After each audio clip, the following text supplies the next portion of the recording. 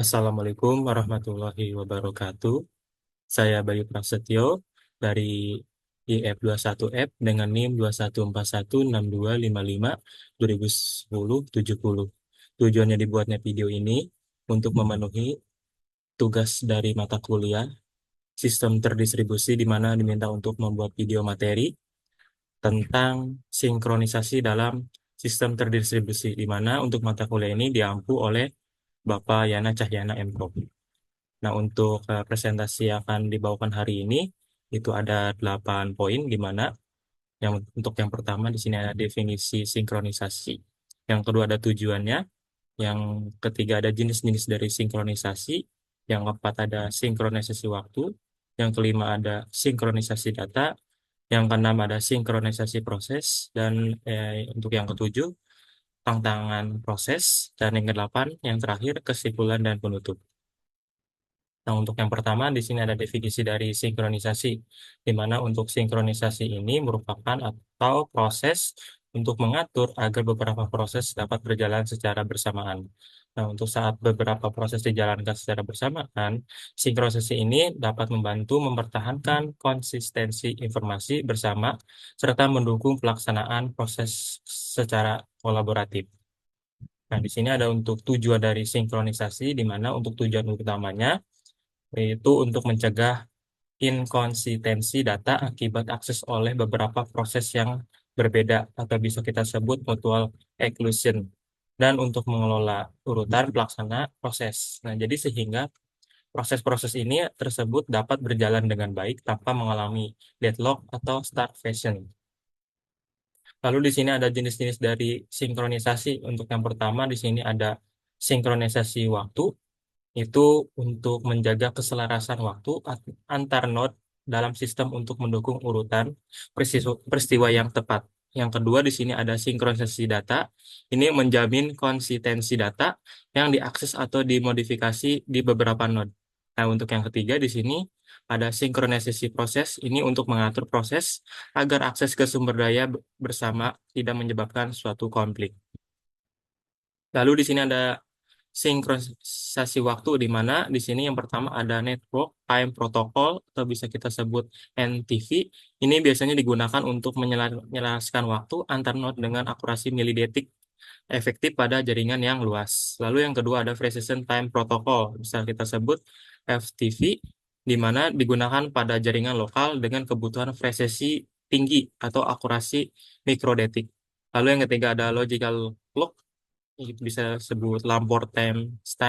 Ini adalah metode yang memberi urutan logis pada peristiwa untuk memastikan urutan kejadian tanpa waktu fisik. Lalu selanjutnya di sini ada sinkronisasi data. Yang pertama ada two phase commit atau bisa kita sebut dua visi. Ini adalah algoritma untuk memastikan semua node menyetujui perubahan sebelum diterapkan. Nah, untuk prosesnya yang pertama ada prefer proses, yang kedua ada commit phase. Nah, untuk kelemahan dari two phase commit ini yaitu resiko deadlock jika terjadi kegagalan atau pada salah satu node-nya. Nah, untuk yang kedua di sini ada three phase commit. Nah, ini modifikasi dari dua visi atau two phase commit yang sebelumnya dengan menambahkan phase untuk mengurangi resiko deadlock, di mana untuk proses tambahannya di sini ada yang untuk yang pertama itu ada free fair phase. Nah, ini untuk tambahan yang kedua pre commit phase dan yang ketiga commit phase.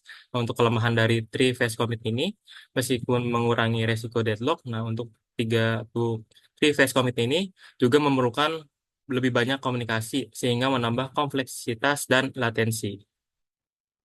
Lalu di sini selanjutnya ada sinkronisasi proses, di mana untuk yang pertama itu ada distributed mutual exclusion, di mana kita bisa sebut DMI.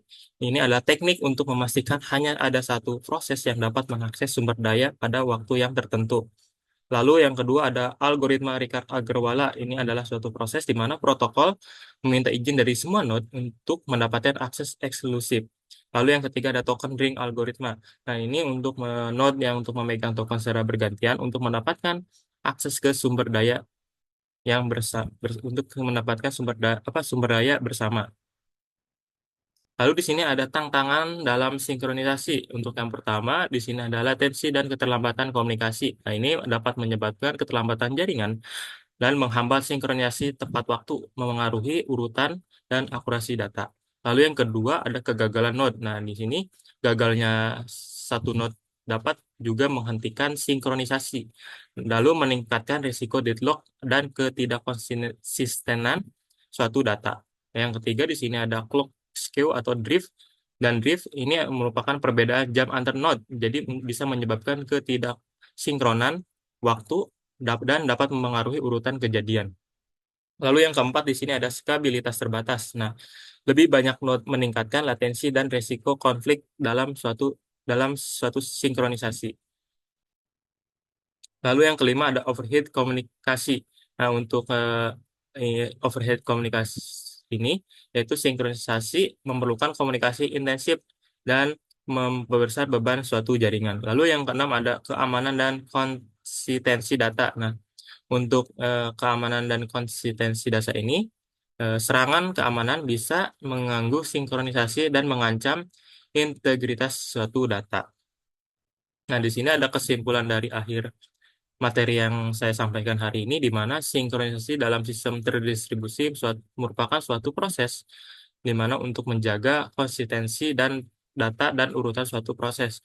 Nah, ini untuk bisa mencegah inkonsistensi dan deadlock, di mana untuk tiga jenis utamanya adalah sinkronisasi waktu dengan protokol NTV dan FTP, dan ada sinkronisasi data dengan menggunakan algoritma two phase commit dan three phase commit.